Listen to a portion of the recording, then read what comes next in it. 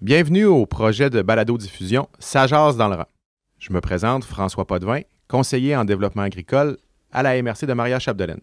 Et moi, c'est Mélissa Véro, je suis agricultrice et travailleuse sociale. Le projet de balado Ça jase dans le rang est une initiative de la MRC de Maria-Chapdelaine et pour arriver à bien dans cette aventure, nous nous sommes joints l'entreprise de Mélissa Véro. La vraie nature, service psychosocial. Donc, Ça jase dans le rang, c'est un moment qu'on prend pour parler, pour se parler. On aborde des sujets vécus par les producteurs et productrices. On essaie de proposer des stratégies, des façons de faire pour avancer, pour surmonter les petites difficultés. Bien évidemment, on n'a pas la solution à tout, mais l'important derrière l'idée de ce balado, c'est vous.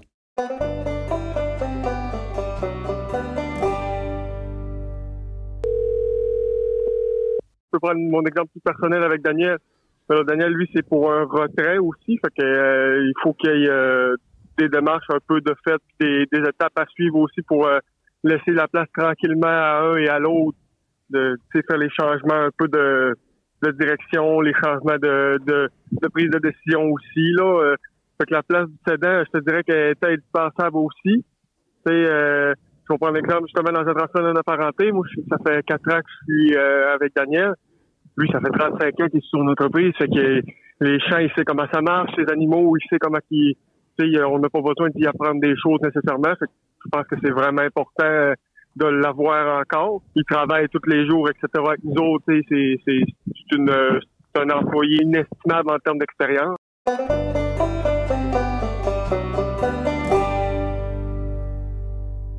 Bonjour Mélissa. Hey, bonjour François. Mélissa, la dernière.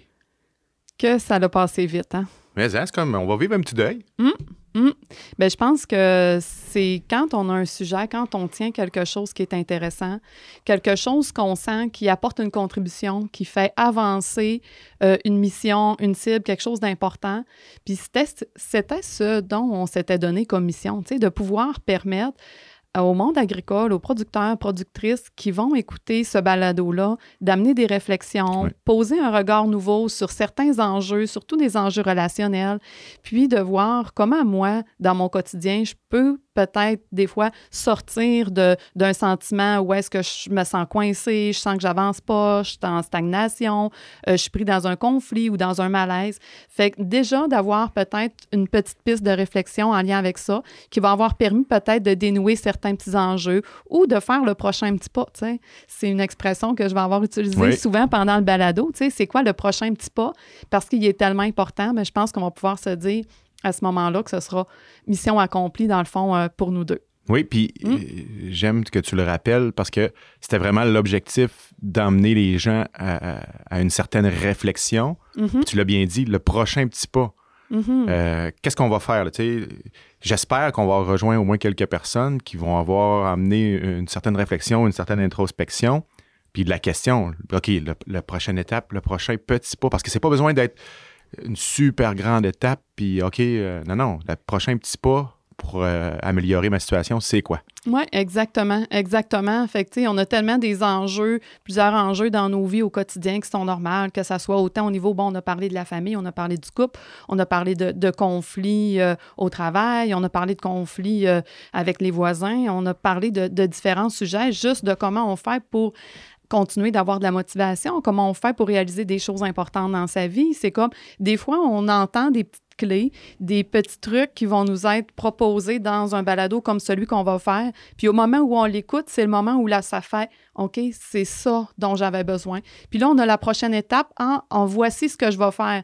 Fait que, tu sais, si moi, ça va avoir permis ça pour quelques personnes, c'est comme parfait, puis j'ai vraiment bon espoir parce que juste avec l'effet que ça l'a eu sur toi, François, sur les gens de la production ici, là, avec qui on va avoir travaillé en collaboration, les partages qu'on va avoir eus ensemble, ça va avoir amené ça chez les gens qu'on va avoir participé à l'élaboration. Fait que je me dis, ça, c'est déjà de démontrer l'effet que ça va produire chez nos producteurs qui vont avoir écouté la série, dans le fond, de balado.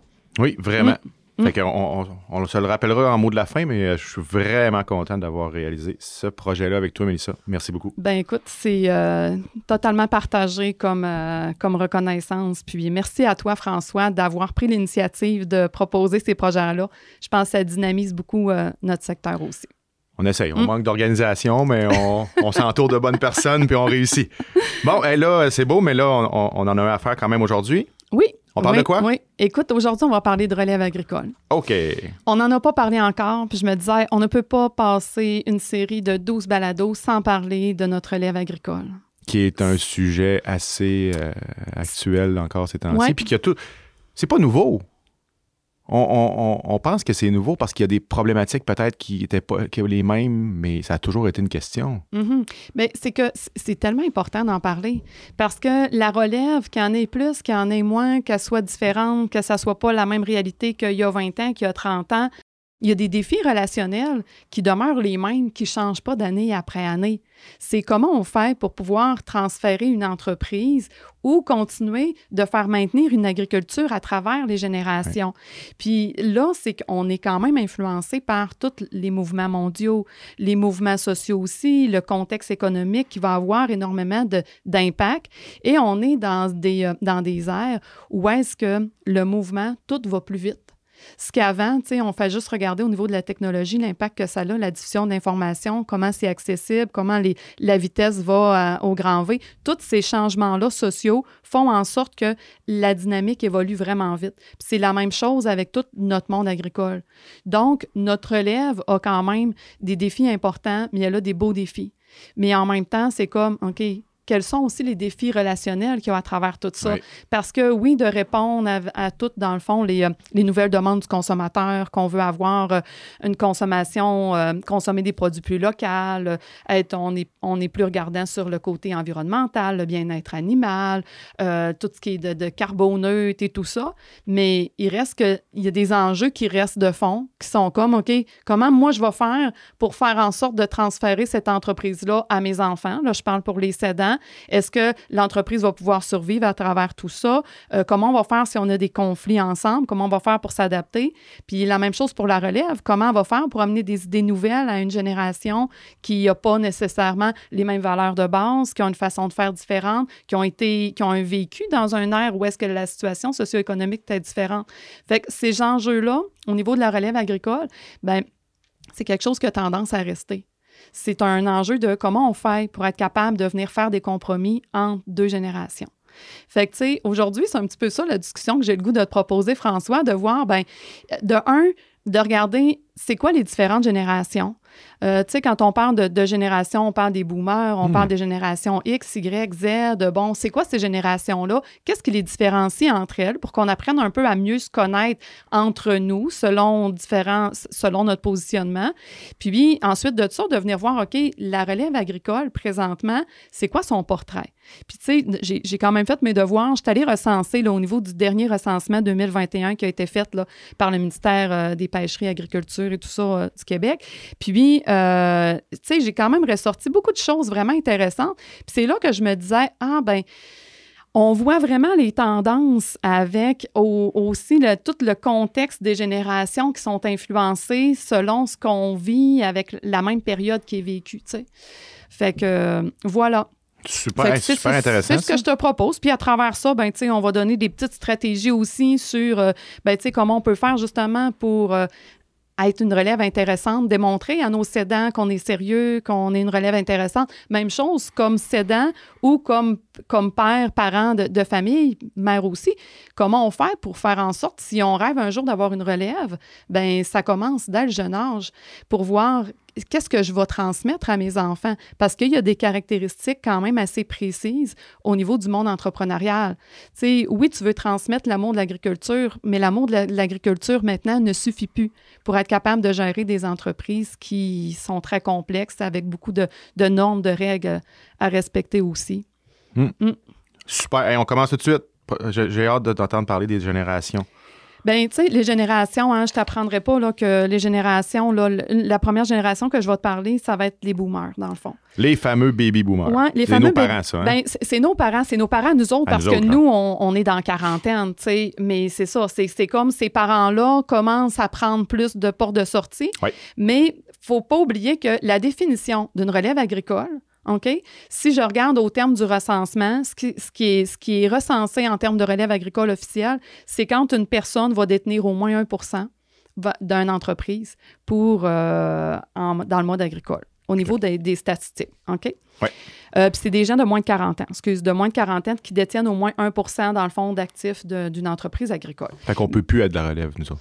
Ben écoute, on a passé go, hein. C'est comme, moi j'en ai quand même bien profité, par exemple, là, mais... Malgré que toi, tu n'es pas actionnaire de l'entreprise, hein, avec ta conjointe. Je n'ai jamais été relève agricole et j'aurais passé mon tour. Ben écoute, il est maintenant trop tard, François. Mais voilà, mais tout ça, ça va être plus pour les stats. Mais en même temps, les baby boomers, c'est parce que là, nous, on rit bien parce que là, on se dit, bon, tu sais, c'est nos parents à nous, mais il y a encore des gens qui font partie de la relève agricole qui sont de plus que 35 ans et que leurs parents, là, sont des baby boomers aussi, là. Puis, tu sais, on se rend compte que même dépassé 40 ans, il demeure quand même des enjeux de transfert de connaissances, de prendre sa place, parce que c'est pas parce qu'on a 40 ans puis que les parents en ont 60, 70 qui vont être retirés de l'entreprise puis qui vont avoir, dans le fond, cédé toutes les décisions, le pouvoir, la gestion, les opérations, qui vont toutes avoir transmis ça à la génération. T'sais. Donc, il demeure encore des enjeux. Fait que, dans le fond, nos boomers, c'est les gens qui sont nés là, entre 1946 et 64. Puis, qu'est-ce qui les distingue? C'est qu'eux sont arrivés, dans le fond, dans une ère où il y avait beaucoup de prospérité économique. Puis, ça a eu comme impact que les boomers se sont beaucoup définis par le travail. Ils ont développé, c'est cette génération-là qui a développé une obsession pour le travail. Puis là, tu sais, si on se replace au niveau historique, là, c'est que l'ère économique est arrivée aussi, là. C'est que les gens ont commencé à sortir des campagnes aussi. L'industrialisation est arrivée, le Fordisme avec le travail à la chaîne et tout ça, tu sais. Fait que ça a tout eu un impact aussi économique qui a fait en sorte que les gens ont pu commencer à avoir accès à des plus hauts statuts hiérarchiques aussi. C'est que vu que l'entreprise a commencé à grossir, qu'il y a eu une augmentation des entreprises, de la croissance, puis, tu sais, je fais un lien avec ma notion de la semaine passée, où est-ce qu'on parlait des hommes. Qu'est-ce que les hommes recherchent? Bien, ces hommes-là, à ce moment-là, recherchaient la même chose que les hommes d'aujourd'hui, c'était se définir par le travail. Fait que puis ils ont eu, dans le fond, beaucoup de belles conditions qui leur ont permis, dans le fond, ça. Donc, c'est des gens qui sont allés chercher beaucoup de reconnaissance avec leur titre, puis avec leur possession, leur actif. Donc, c'est des gens qui, au niveau professionnel, ça avait énormément de poids. Et c'est des gens qui, au travail, maintiennent toujours le désir de travailler, mais ce qu'ils veulent, c'est qu'ils ont comme attente de travailler avec des gens qui vont être aussi dévoués qu'eux. Fait qu'eux, c'est comme leur vision du travail et que tu dois, dans le fond, mettre le travail en priorité dans ta vie. C'est ce qui est le plus important. Puis ils vont s'attendre que les plus jeunes vont avoir tendance à le faire aussi. Mais on va se rendre compte que ce n'est pas nécessairement la réalité d'aujourd'hui, là. La génération qui a suivi, là, 65 à aller jusqu'à 78, là, c'est la génération X. La génération X, elle a été comme plus tranquille, là. C'est une génération là, qu'il y a moins brassé, il y a eu moins de gros impacts, il n'y a pas eu de guerre, il n'y a pas eu de grosses polémies là, dans cette période-là. Sauf que c'est une génération où c'était, dans le fond, certains enfants de boomers, donc les boomers qui ont amélioré souvent leurs conditions financières. Donc, c'est des enfants qui ont été plus scolarisés. Okay. Les gens avaient plus de moyens, les gens étaient plus sortis un petit peu des campagnes aussi. Donc, génération X sont plus instruites que la génération d'avant. Pour eux, par contre, il y a une nouvelle notion qui rentre en ligne de compte, c'est les équipes de travail. C'est comme, maintenant, on ne veut plus seulement qu'aller chercher comme un statut, mais on veut travailler, on avance le côté collectif, le côté de travailler en équipe puis d'être loyal les uns envers les autres. Donc, et c'est une génération là, où est-ce que les emplois ont commencé à être plus difficiles aussi dans cette période-là. Là. C'est juste avant, dans le fond, la période difficile des années 80. Là. Donc, il y a eu plus de gens qui ont comme fait, il n'y a pas d'emploi disponible pour nous autres, fait qu'on va se partir en affaires. Donc, il y a eu plus d'entrepreneurs dans cette période-là aussi. C'est ça que ça explique, là, étant donné le mode de l'emploi le monde de l'emploi qui était plus restreint. La génération qui a suivi, la génération X, on parle des milléniaux. Donc, les milléniaux, ça, François, c'est en partie nous. Parce que les milléniaux, en fait, c'est la génération Y, puis c'est aussi la génération des enfants rois. Puis je te dirais que j'aurais le goût de faire une petite distinction, là, mais c'est ça, c'est ma perception plus personnelle, mais c'est que c'est des enfants nés entre 1979 et 1994. Et selon moi, les enfants rois sont venus comme plus vers la fin des années 80. Là. Moi, je suis début 80, puis je me rends compte que j'ose croire que je n'étais pas un enfant roi. Tu es en train de te défendre, là, Mélissa, tu n'es pas un enfant roi? Mais que... Je le confirme. mais même si je compare avec les autres personnes de mon âge, c'était pas quelque chose qui était très présent encore. C'est sûr qu'il y avait un début de ça qui a commencé, là. Fait que, les enfants commençaient quand même à prendre une place qui leur était pas donnée, peut-être. On l'a vu, mais on est peut-être à une petite amorce tranquille de l'enfant roi. Mais c'est que dans le fond, là, on développe la culture postmoderne à cette époque-là. Okay. Début des années 80, c'est la culture postmoderne, dans le fond, qui commence à être en place. Puis, c'est qu'on a commencé à faire apparaître dans les recherches, parce que là, il a commencé à avoir plus d'études scientifiques au niveau du développement des enfants, puis qu'on a commencé à questionner sur, OK, ce serait quoi le bon mode d'emploi pour élever des enfants? Et quand les scientifiques ont commencé à faire des recherches, il y a des résultats qui ont commencé à sortir au niveau des recherches, comme de quoi qu'on pouvait traumatiser un enfant et qu'on pouvait causer du tort dans leur développement. Donc, dans les années 80, est arrivée comme une nouvelle idéologie chez les parents, que les parents, dans le fond, avaient le pouvoir de venir influencer ouvertement le développement de leur enfant. Puis ça a été vraiment quelque chose de nouveau parce qu'avant, c'était comme, les enfants, ils mangent après les adultes, puis les enfants, il faut qu'ils respectent l'autorité. La notion de respect est très, très puissante, très, très forte. La notion de hiérarchie.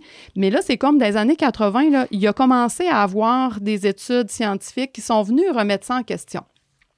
Puis ça a fait en sorte que les enfants ont commencé à avoir des parents qui se sentaient plus coupables. Donc, on a commencé à dire que, il faudrait peut-être pas laisser pleurer un enfant. Du moins, pas trop longtemps, puis, parce que là, on risque de le traumatiser. Fait qu'on a commencé à cultiver chez les enfants la culture de l'évitement. Okay. On a voulu commencer à les protéger, à les élever un petit peu dans une petite bulle de verre où est-ce qu'on veut pas que nos enfants vivent trop d'émotions négatives. Puis ça s'est accentué avec les années. Là. Moi, je te parle, ça a commencé dans le début des années 80, là, mais aujourd'hui, là, ça, c'est comme exponentiel. Là. C'est encore plus. Là. Fait que nos enfants d'aujourd'hui, on voudrait, dans le fond, qu'ils évitent d'avoir de la peine, d'avoir de la déception. On voudrait pas qu'ils soient en colère. Fait qu'aussitôt qu'il y a une émotion qui est négative, la tendance naturelle du parent va être de trouver un distracteur, de venir répondre aux besoins de l'enfant comme rapidement. Mais ça va avoir amené des conséquences sur le moyen long terme dans le développement de nos enfants. Mais tu sais, puis là, aujourd'hui, quand on parle de génération Y, puis tantôt, je vais parler de la génération Z, mais il ne faut pas oublier que ce sont des tendances. C'est pas parce qu'on est né dans cette période-là que ça nous représente totalement. Quand on dit des tendances, c'est qu'il y a toujours des gens qui ça va être plus élevé, puis il va y avoir des familles chez qui ça va avoir été comme pas du tout le mode, la façon dont les enfants vont avoir été élevés, là. Donc, c'est ça. Fait que dans le fond, les milléniaux, c'est des gens, dans le fond, qui vont avoir une tendance à être beaucoup plus optimistes que les générations dans le passé. C'est que là, le monde de l'emploi a commencé à s'ouvrir. Tu sais, les boomers l'avaient vécu, ça, mais après ça, bon, il y a eu le monde de l'emploi qui s'est restreint. Mais là, ça a commencé à revenir dans les années 80. Je te dirais pas nous autres, mais plus vers les années fin 80-90. Là, quand les jeunes commençaient à sortir de l'école, là, les emplois commençaient à revenir. C'était comme plus facile d'être capable de se trouver quelque chose. Puis est-ce que je me trompe ou ils n'ont pas nécessairement la même vision face à l'emploi? Tu sais, nous autres, on était peut-être les derniers, là, ça prenait une job à temps plein, à l'année, la plus grande sécurité possible. Aujourd'hui, temps partiel, contrat, Écoute, tu frappes en plein dans le mille, là. Les caractéristiques qui sont recherchées dans le travail vont davantage être des caractéristiques qui vont venir... Ils n'ont pas besoin d'être sécurisés.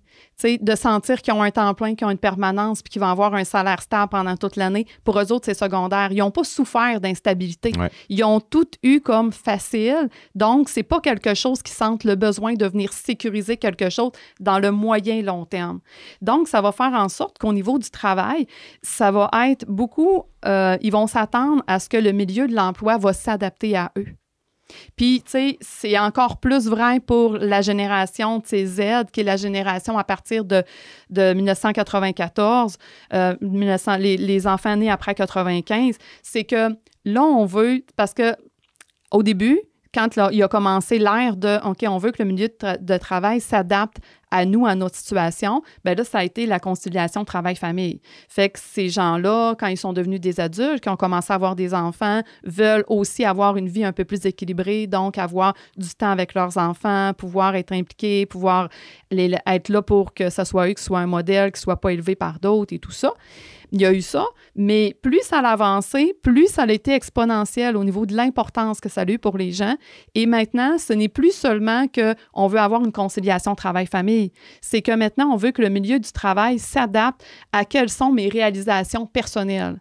Si je veux pouvoir voyager, je m'attends que le milieu de travail va s'adapter pour que je sois en télétravail, mais que ça ne m'empêchera pas de voyager. Fait que je vais vouloir que mon environnement s'adapte à moi. Contrairement à avant. Dans les générations d'avant, c'était le contraire. C'était l'individu qui s'adaptait à son environnement. Mais là, ça vient de changer toutes les perspectives là, de ce côté-là. Puis je me trompe peut-être, là, mais dans le milieu agricole, on s'adapte bien plus souvent au travail puis aux réalités que le contraire. Oui. Puis, tu sais, quand j'ai préparé le balado d'aujourd'hui, c'est un petit peu la conclusion que je me disais, tu sais, on va y avoir des jeunes de la relève qui vont représenter certaines caractéristiques de ces générations-là, mais c'est pas tellement compatible avec l'entrepreneuriat d'une entreprise agricole. Puis, c'est sûr que c'est un enjeu qui vient en sorte de venir influencer le choix pour un jeune d'aller vers le domaine agricole. Parce que tu l'as dit, il y a plein de variables sur lesquelles tu n'as pas le contrôle. Et que si tu n'as pas la discipline ou que tu n'as pas développé la capacité d'être capable de faire les bons choix au bon moment, puis de faire des deuils. Tu sais, il y a plusieurs psychologues qui utilisent le mot de l'autorégulation. C'est que quelle est ta tolérance à être capable de remettre quelque chose dans le temps, de remettre le plaisir. C'est comme, ben là, présentement, oui, ça serait plus fun de faire ça, mais c'est pas ma situation, je peux pas le faire tout de suite. Donc, je vais repousser le plaisir. Est-ce que je suis capable de tolérer ça? Est-ce que je suis capable de gérer une pulsion? Hey, là, ça me tenterait là, d'aller sur mon téléphone puis d'aller voir ça, mais là, je peux pas, là. Est-ce que je suis capable de ça? Est-ce que je suis capable de gérer une colère, de faire comme je me laisse pas emporter? Est-ce que je suis capable... Je cherche mon autre, là, parce qu'il y en avait 3 là, au niveau de... que je voulais te nommer, justement, au niveau de l'autorégulation. Là. OK, c'est ça. Retarder le plaisir, la gestion des pulsions, puis la tolérance des frustrations, des émotions négatives. Ouais.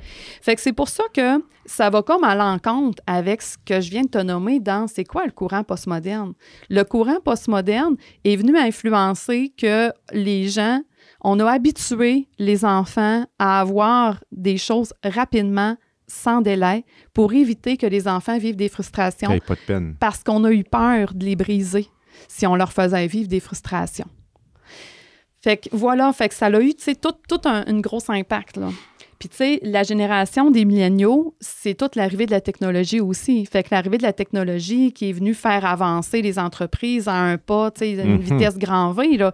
Puis, tu sais, la génération Z, c'est encore pire parce que la génération Z, c'est les enfants nés après 1995 à aller à aujourd'hui. Fait qu'eux sont arrivés et tout était déjà en place. Fait que ça s'est même pas introduit pendant le cours de leur vie. Ils sont arrivés, puis déjà, bébé, il avait accès à un téléphone, à une tablette, à réseaux sociaux, YouTube en ligne, OK? Tu veux écouter Pat Patrouille? Parfait, on te le met là.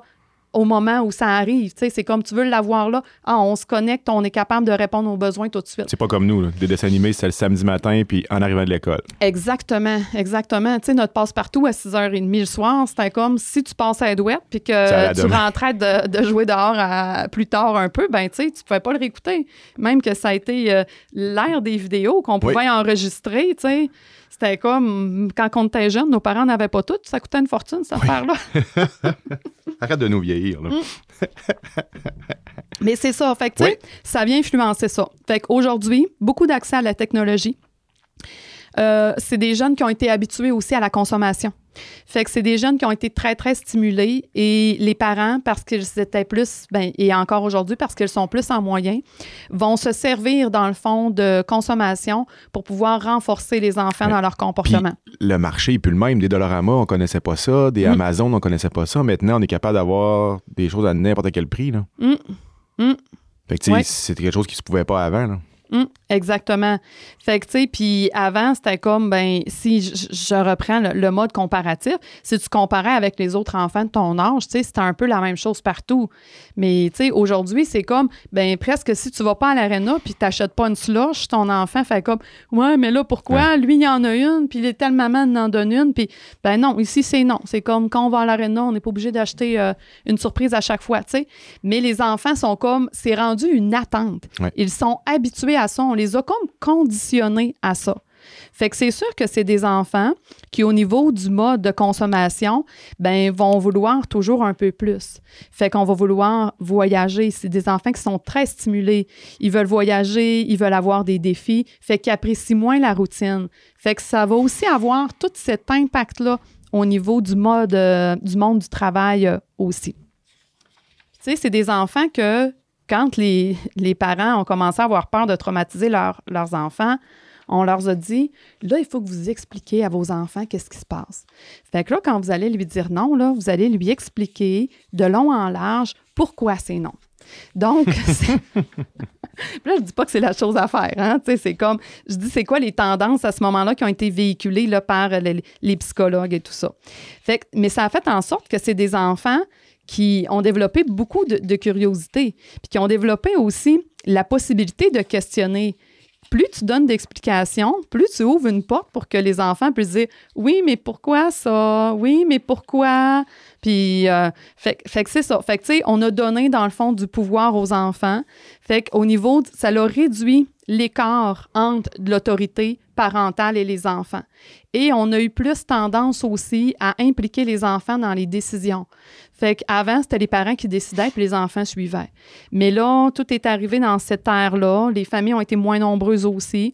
On a voulu, dans le fond, rendre les enfants spéciaux. On a voulu leur donner une espèce de statut parce qu'on s'est dit, ça, là, c'est bon pour l'estime de soi, là. Si notre enfant, on lui dit qu'il est bon puis qu'il est le meilleur puis que, vas-y, tu sais, t'es capable, on a pensé que en ayant une attitude comme ça, qu'on allait former, dans le fond, des enfants qui allaient être forts quand ils allaient être plus vieux. Sauf que c'est pas totalement ça que ça a créé. Parce que si tu vas valoriser un enfant puis que tu le survalorises sur quelque chose qui n'a pas de poids, tu sais, juste de dire à quelqu'un « Ah, il est tellement beau ton dessin, puis j'en reviens pas, puis j'ai jamais vu ça, un beau dessin de même. » C'est comme le meilleur dessin de la Terre entière, là.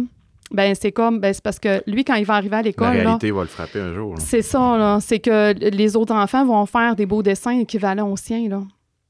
Fait que c'est pas ça qui va faire en sorte que nos enfants vont être combattants puis vont être capables de réussir une vie puis d'avoir une vie heureuse. Parce que quand il va se rendre compte qu'il n'est pas le meilleur, qu'il n'y arrivera pas, il n'y aura pas la tolérance à gérer la frustration ou de sentir qu'il va avoir une valeur même si son statut ne sera pas dans le top à chaque fois. Fait qu'on vient réduire chez ces enfants-là le sentiment de compétence réelle ou la capacité d'être capable de se voir bon, même s'il n'est pas le meilleur dans quelque chose. Fait qu'on a comme fait qu'on a arrêté de valoriser l'effort. C'est que ça a eu comme impact que les enfants se sont retrouvés avec des statuts comme de quoi qui sont bons, sont des champions, mais ils n'ont pas eu besoin de travailler presque. Ils n'ont pas travaillé fort, du moins, pour être capables d'y avoir accès. Parce qu'on a voulu faire une culture de champion, parce que tout le monde, on s'était fait dire que, dites à vos enfants qui sont beaux puis qui sont donc fins, puis ça va faire des adultes qui vont être pleins de capacités. mais c'est de la fausse confiance, tu sais. Fait que, écoute, ça ressemble à ça, là. Okay. Fait que, tu sais, on a dressé le portrait de... Ben oui, tu sais, je te dirais. Puis la génération Z que suivi la génération Y, c'est les mêmes caractéristiques, mais encore plus amplifiées. Puis, parce que ces enfants-là, la culture de l'évitement a été encore de plus en plus utilisée. Puis, ça a fait en sorte qu'avec l'arrivée des médias sociaux, ça a fait en sorte que ces enfants-là vont avoir combiné beaucoup de temps d'écran, d'utilisation de médias sociaux, qui est un des plus grands prédicteurs de détresse et de dépression chez les jeunes. Fait que faire en sorte de limiter les vraies interactions physiques, de dire oui à un enfant, de le faire sentir spécial, puis en même temps combine l'utilisation de YouTube, l'utilisation d'avoir un renforcement à chaque fois qu'il fait quelque chose de beau, tiens, une récompense, ou même il n'y a même pas besoin d'avoir fait un moindre effort, tiens, je t'ai acheté une surprise. Donc, ça fait en sorte que ça a créé des enfants qui vont avoir, c'est ça, beaucoup plus d'anxiété, beaucoup moins outillés quand ils arrivent comme à l'âge adulte.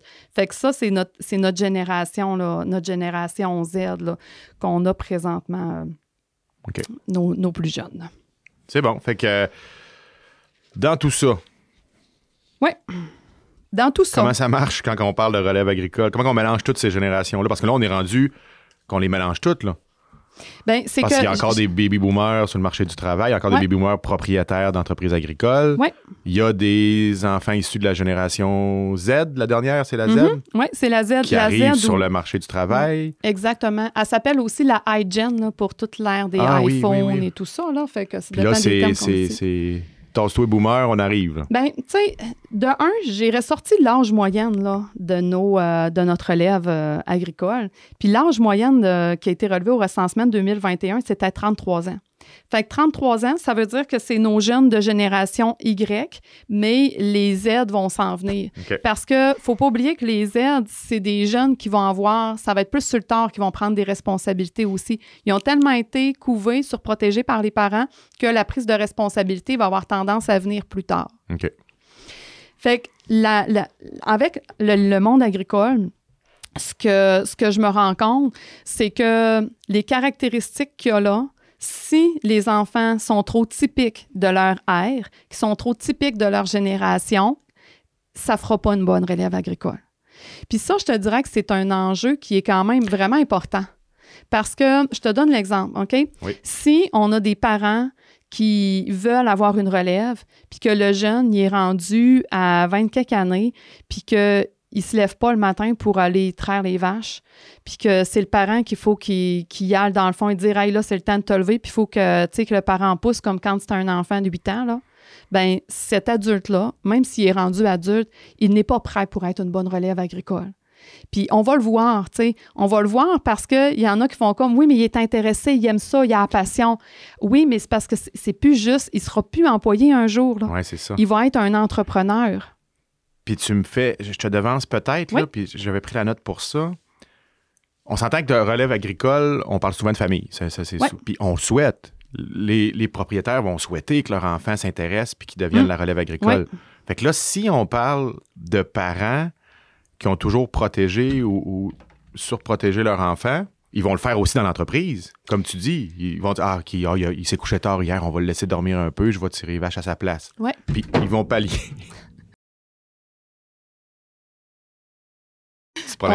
C'est ça, on a un petit problème technique. Ils vont pallier longtemps, jusqu'à un moment donné où ça va être la santé qui va les dicter de devoir quitter, puis ils vont laisser l'enfant dans le trouble. Bien, c'est parce que ce que ça va faire, là, c'est que c'est un des... Au niveau économique, là, présentement, au niveau économique, il y a plus de faillites qu'il y en avait avant. Puis généralement, là, pas juste dans le milieu agricole. Dans le monde économique. Okay. Puis c'est une des raisons qui explique parce que les jeunes qui reprennent n'ont pas nécessairement les caractéristiques pour être des bons leaders, pour être des bons chefs d'entreprise. Parce que pour être un bon chef d'entreprise, un bon leader, puis encore plus en agricole, il faut que tu sois capable de tolérer des délais, il faut que tu sois capable de gérer des frustrations, il faut que tu sois capable de prioriser ton temps, il faut que tu sois capable le soir de dire « OK, ça serait bien le fun là, de réécouter une émission de plus là, sur Netflix, là, Mais c'est comme, demain matin, il faut que je me lève à 5 heures, j'ai des vaches, là. Si tu tiens ça jusqu'à 2-3 heures du matin, tu vas impacter ton sommeil, puis ça va avoir un impact sur ton niveau d'énergie, sur ton niveau d'engagement, sur ton rendement au travail, puis ça ne donnera pas des bons résultats en termes d'entreprise. Fait que ça va se refléter. Fait qu'on se retrouve présentement avec des jeunes qui vont avoir ce portrait-là, mais qui vont quand même devenir des chefs d'entreprise, puis qui vont avoir une tendance à la consommation, puis de reporter la prise de responsabilité plus tard. C'est comme, ben là, j'en ai besoin, là, je le veux, là, je l'achète. Ouais, mais t'as-tu fait un montage financier? Jusqu'où, dans le fond, tu t'es préparé pour aller vers ça? T'aurais été mieux de travailler à économiser avant pour attendre avant d'avoir accès, exemple, à un nouveau tracteur. Non, je le veux tout de suite, l'autre est brisé, puis là, on se trouve mille et une raisons. Mais c'est ça, ça fait en sorte de mettre à risque plusieurs entreprises familiales.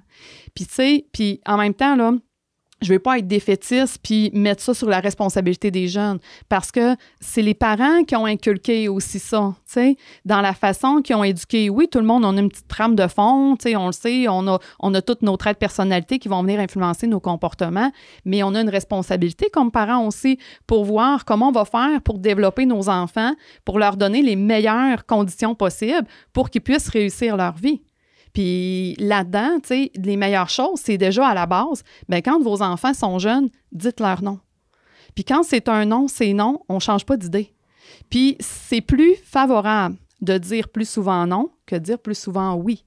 C'est plus dur comme parent, tu sais, c'est comme, oui, on va avoir à gérer des crises, puis on va avoir à gérer de la déception, de la colère chez nos enfants, mais plus nos enfants vont avoir développé la tolérance à la frustration, à la déception, quand ils sont jeunes pour des petites pacotilles, là, ben c'est comme, là, on va les rendre plus forts pour quand ils vont devenir plus vieux.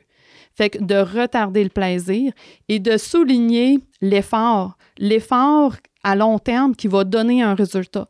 Puis c'est la même chose en entreprise agricole. Entreprise agricole, présentement, dans le relève agricole, il y a beaucoup de démarrage de nouvelles entreprises.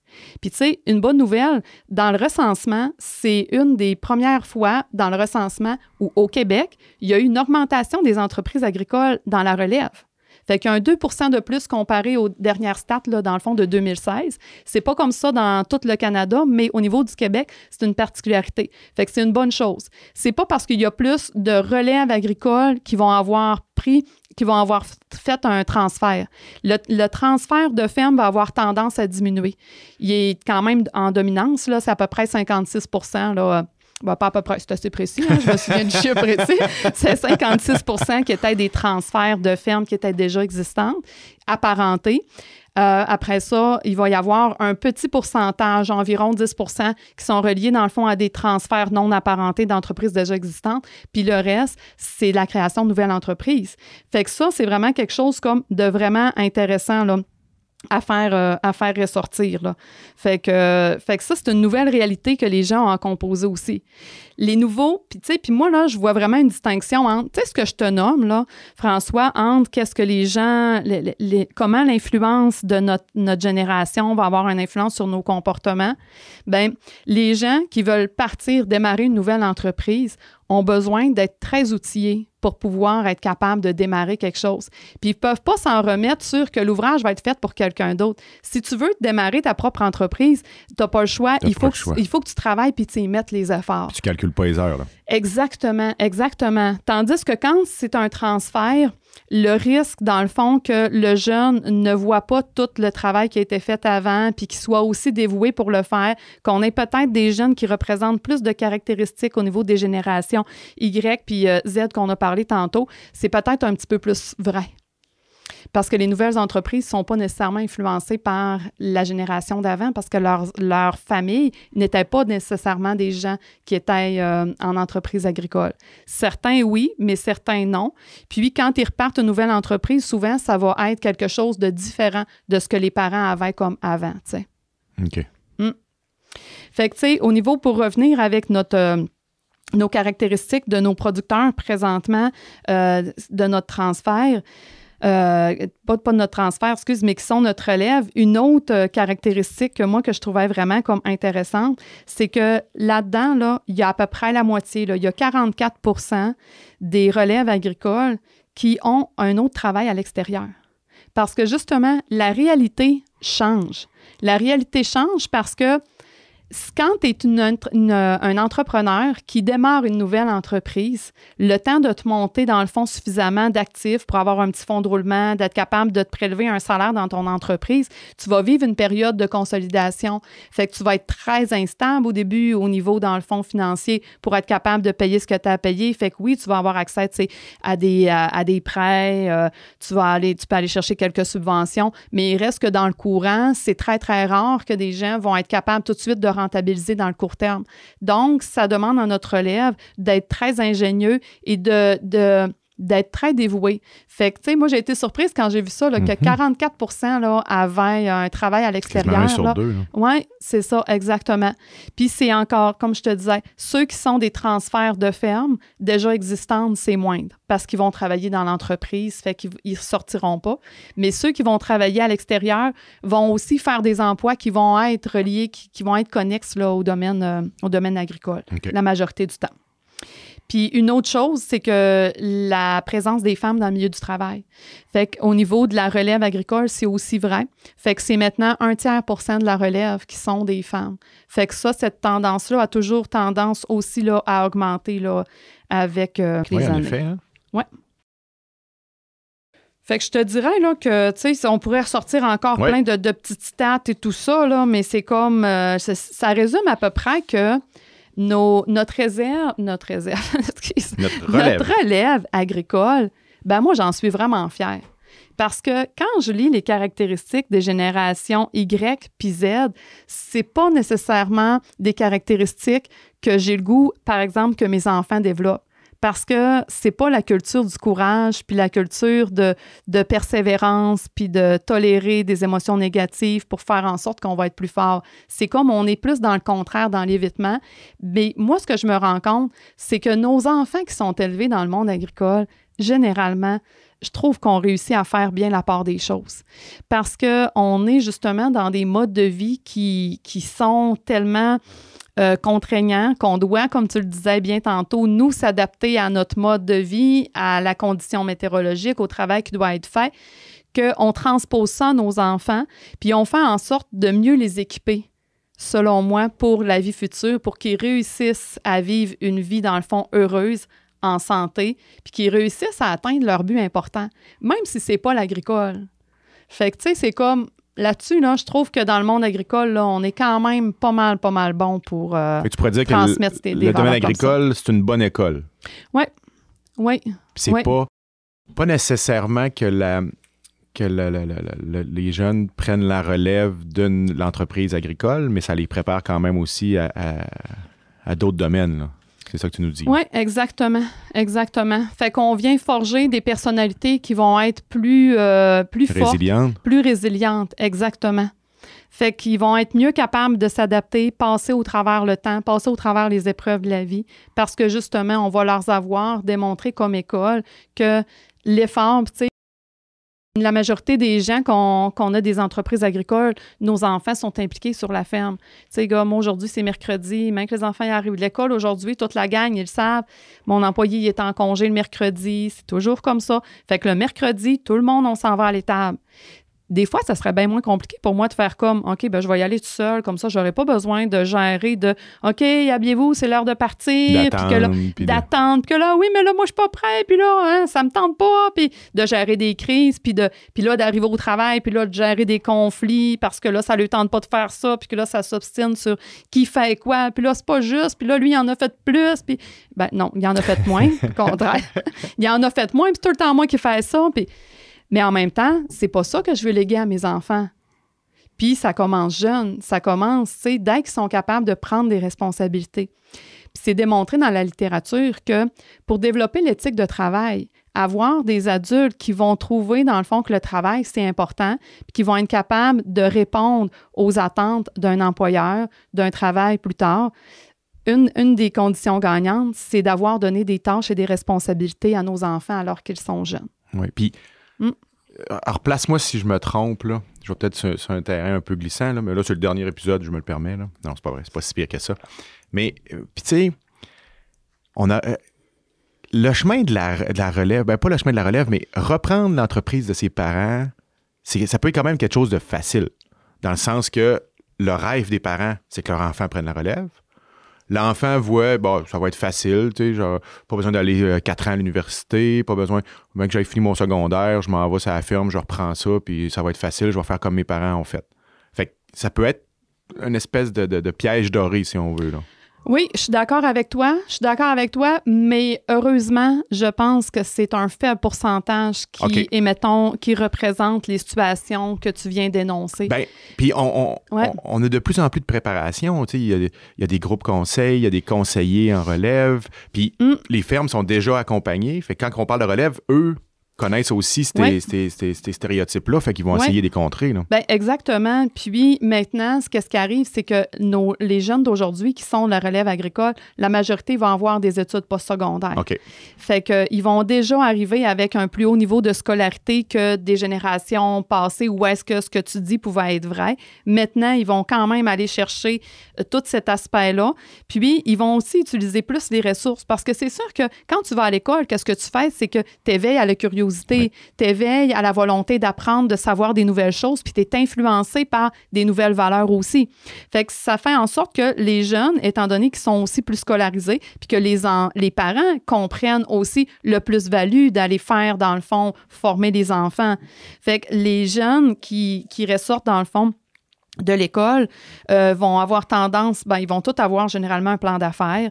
Tu sais, ça va être, ils vont plus utiliser les ressources en général. C'est des gens qui vont trouver des alternatives aussi. Tu sais, tantôt quand je parlais des générations qui sont très, très ouverts sur le monde, qui veulent voyager, tout ça, mais cette caractéristique-là, qui est l'ouverture, va aussi faire en sorte que ces jeunes-là vont avoir beaucoup d'idées pour trouver une façon de répondre à leurs rêves. Ça veut dire que, tu sais, avant, pour être un agriculteur, dans le futur, il fallait quasiment que tu reprennes la relève. Mais maintenant, le portrait a changé. C'est que là, il y a d'autres stratégies qui sont utilisées. Bien, est-ce que je pourrais louer un emplacement qui ne m'appartiendrait pas? Puis même si c'est du moyen-long terme, que je pourrais être un locataire à long terme, puis louer une bâtisse ou louer un lopin de terre. Fait que les gens vont avoir des nouvelles ressources. Fait que, tu sais, ça, il va y avoir là-dedans aussi toute l'utilisation des services conseils. Tu sais, ils vont utiliser des comptables, des fiscalistes, des conseillers en gestion, des conseillers techniques, tous les services financiers aussi qui vont entourer tout ça parce que, bon, il y a toujours de l'argent qui est rattaché à tout ça. Puis, tu sais, c'est ça. Puis, au niveau des ressources, bien, ils vont plus utiliser aussi, ils vont être membres des CUMA, puis ils vont avoir des espèces de plans d'intégration aussi, là. Fait que, tu me rassures, l'expertise autour du domaine agricole est présente, améliorée, augmentée. Oui. Là, 50 ans, ce rôle-là se faisait par les familles étaient plus nombreuses, les voisins étaient plus proches, tout le monde se parlait. Là, on a abandonné ça, mais au moins, il y a une expertise qui s'est installée autour, qui peut conseiller, qui peut diriger autant les propriétaires que les aspirants. Là. Oui, exactement. Fait que les jeunes, tu me réconfortes. Fait que les jeunes ne s'embarquent pas les yeux fermés, dire je vais faire comme mes parents, ça va être super facile, bonjour. Bien, c'est que la notion de temps vient influencer aussi. Parce qu'avant, les jeunes prenaient une relève ils étaient beaucoup plus jeunes quand ils prenaient la relève. Là, la moyenne d'âge est de 33 ans. Puis dans les statistiques, ce qui ressort, c'est qu'ils ont posé la question aux jeunes de savoir à quel âge est-ce que tu as pensé que ça pourrait être ça ton projet d'avenir. Puis les jeunes qui viennent du milieu agricole, c'est à 18 ans la moyenne d'âge qui ont commencé à y penser. Fait que, tu sais, on est quand même rendu sur... Tu sais, on n'est pas au secondaire là, de dire « Ah, moi, j'ai 14-15 ans, là, puis déjà, je le sais que je veux prendre la relève de la ferme. » là. Non, les jeunes ont besoin de plus de temps.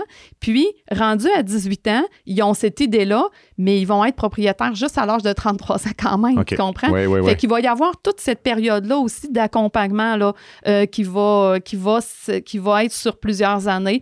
Où est-ce qu'ils vont faire leurs preuves aussi, tu sais? Puis ils vont acquérir une certaine maturité exactement, aussi. Exactement. Puis, tu sais, les jeunes qui sont pas sur des fermes agricoles, qui viennent pas du milieu agricole, ben eux autres, comme la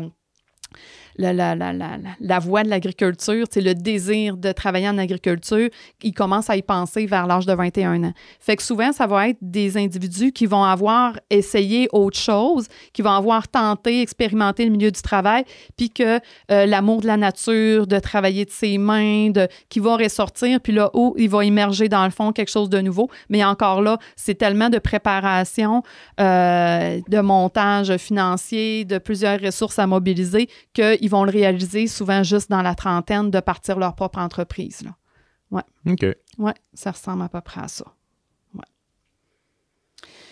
Fait que c'est ça. Fait que, tu sais, écoute, on aurait pu continuer là, la discussion encore longtemps parce que là, tu sais, on aurait encore du jus pour en reparler de justement comment on gère les conflits de génération, les enjeux de communication et tout ça.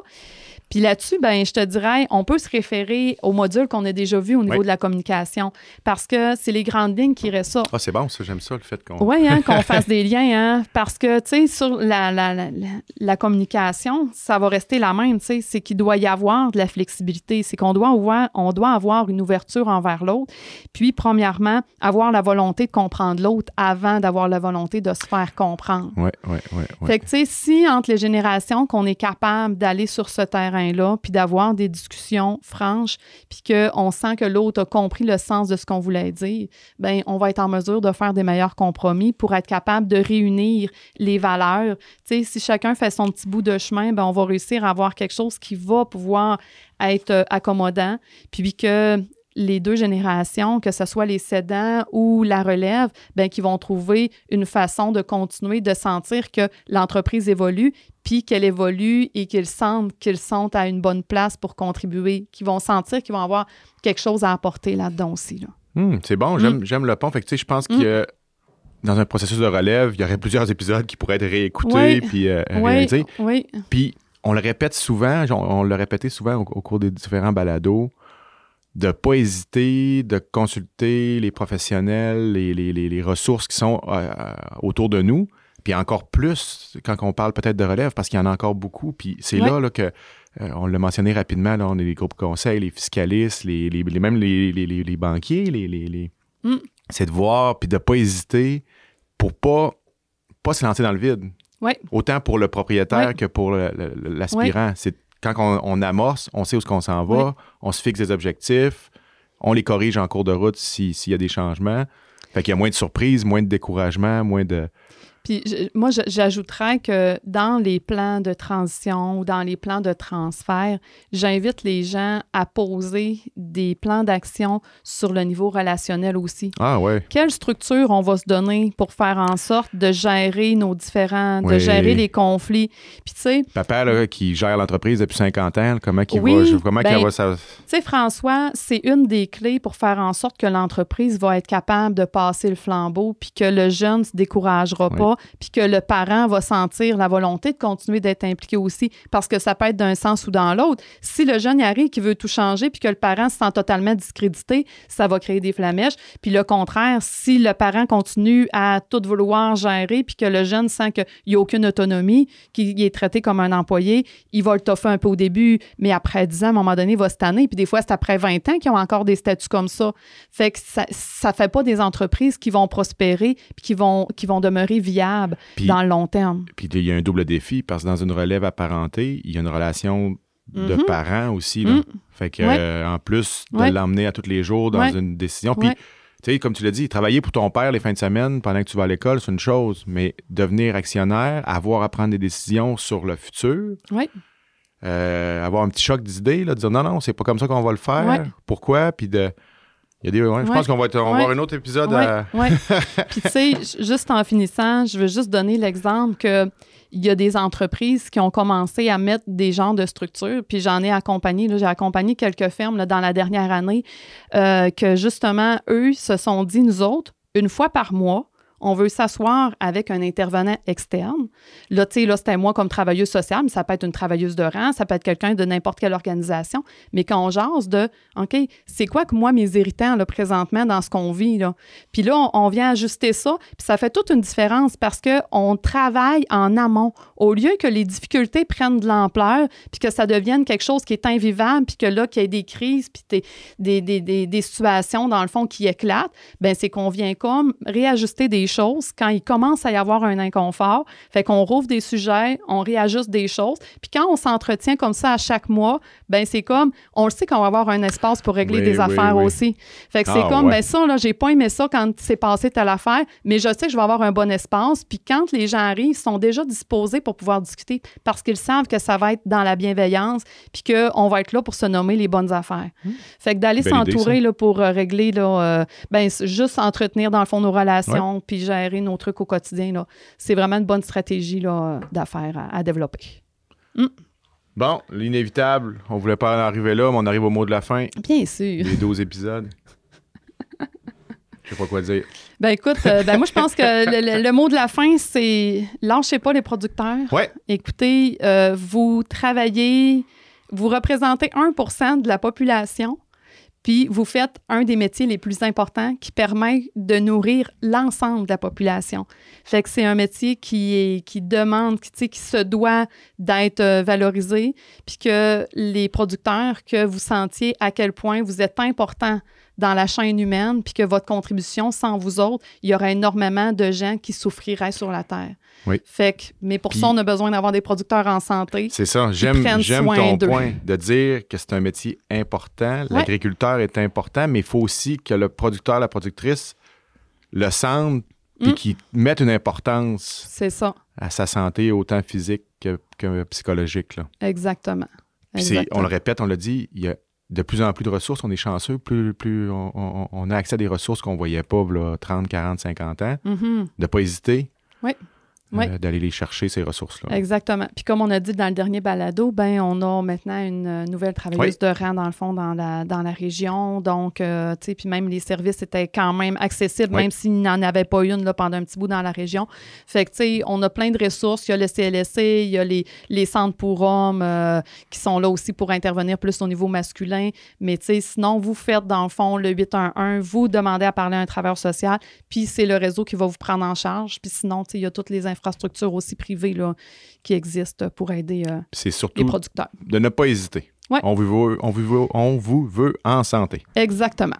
Fait que Mélissa, ben, je te remercie encore énormément. Je pense que j'ai déjà hâte de réécouter parce que j'ai pris plein de notes. Puis j'arrivais, comme je te disais, j'arrivais chez nous, puis là, je disais à ma blonde ou à mes enfants, vous écouterez cette émission-là? Oui. On va écouter cette émission-là. Fait que j'espère que les gens vont l'apprécier autant qu'on l'a apprécié. Moi, j'ai énormément apprécié travailler avec toi. Ça va vraiment été un grand plaisir. J'espère qu'on va pouvoir se reprendre. Merci, puis moi, pareillement. Fait que ça va être sûrement qu'il va y avoir des suites. Souhaitons-le. Effectivement. Merci, Mélissa. Bye.